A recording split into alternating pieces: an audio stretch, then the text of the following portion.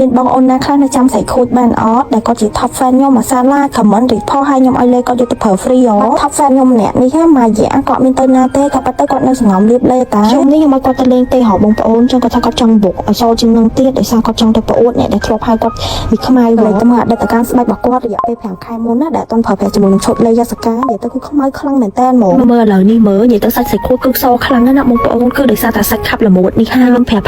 ទៀតថាសាច់ខាប់ល្មុតនេះរៀបសលឿនណាបងប្អូនសំខាន់គឺយើងរៀបចំណេញលុយទៀតស្រីខូចរៀបតែ5ខែណាបងប្អូនប៉ុន្តែគឺសូផ្លាច់ខ្លាំងមែនតើហ្មងដែលប្រើជាមួយនឹងយ៉ាសកាគឺសិតតែអ្នកដែលបានប្រើផ្ទាល់ទាំងអស់រៀបពីខ្មៅរហូតដល់សហ្មងអ្នកខ្លះទៀតទៅក៏គាត់មានបញ្ហាស្បែកខូចស្ដើងបែកសរសៃបែកសង្វារបានហូតមកប្រើជាមួយនឹងយ៉ាសកាភ្ញៀវឬក៏ top fan ទេគឺសិតតែជាស្បែកដែលអស់ជំរឿហើយគាត់ថាគាត់អត់ដឹងប្រើអីទៀតទេដោយសារតែគាត់ប្រើលេច្រើនហើយនៅតែមិនសមិនប្លែកហើយមានបញ្ហាស្បែកទៀតអញ្ចឹងគាត់ក៏សម្រេចចិត្តមកប្រើជាមួយនឹងលេសុទ្ធនេះទៅមួយយ៉ាសកាមិនធម្មតាសស្អាតទេគឺទន់ភ្លឺមកអាឡងហ្មងអ្នកដែលមានបញ្ហាស្បែកខូចសង្វារអីក៏ប្រើទៅព្យាបាលស្បែកបានដែរនេះសាច់ស្បែកខូចបងប្អូនខ្ញុំថតកាមេរ៉ាស៊ីណាសូមមើលទៅហូមដៃរបស់គាត់ទៅនិយាយទៅគាត់សស្អាតមែនតើហ្មងគាត់ប្រើតែ3មុខនេះទេរបស់យ៉ាសកា